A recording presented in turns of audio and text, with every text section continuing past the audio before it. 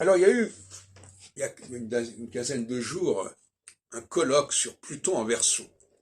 C'est une vaste plaisanterie.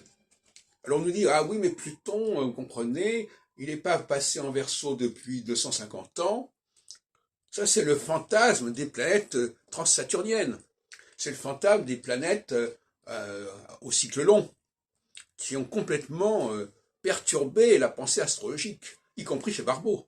Puisque dans Barbeau, il y a 3 planètes dans son indice cyclique sur 5 qui sont des planètes transsaturniennes.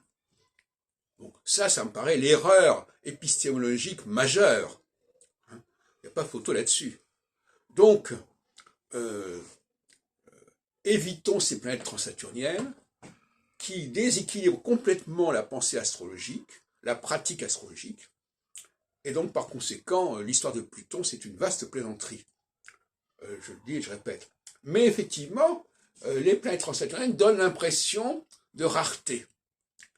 Ah oui, mais il ne se reproduit que tous les 250 ans. Alors, vous comprenez bien que dans ce cas-là, ça va être quelque chose d'extrêmement majeur, très important. L'importance d'une configuration serait liée à sa rareté.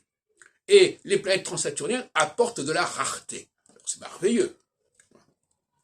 Donc, si Pluton actuellement passe en Verseau, ça ne peut pas ne pas être important, puisque ça ne se produit pas tout le temps. Quand Saturne entre en Poisson, c'est tous les 15, en Poisson Vierge, c'est tous les 15 ans ou tous les 30 ans.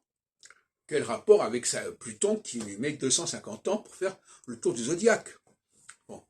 Alors évidemment, en plus, on ne peut pas s'amuser à couper le cycle de Pluton en 4, parce qu'à ce moment-là, on aurait des périodes absolument énormes.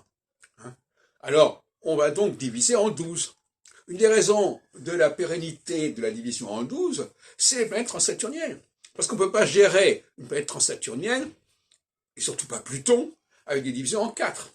Vous prenez 24, 12, ça fait des périodes de 60 ans. 60 ans par passage par quart de cycle de Pluton, on ne peut pas gérer ça correctement. Donc on va dire, ah ben non, on va diviser par 12, d'où Pluton en Verseau. Pluton en Verseau, c'est pas Pluton en Capricorne. Voilà. Donc on est obligé, paradoxalement, plus la planète est lente, plus elle est obligée d'utiliser des diviseurs petits. Alors on va diviser par 12. Alors diviser Pluton par 12, c'est plus comestible que Pluton par 4.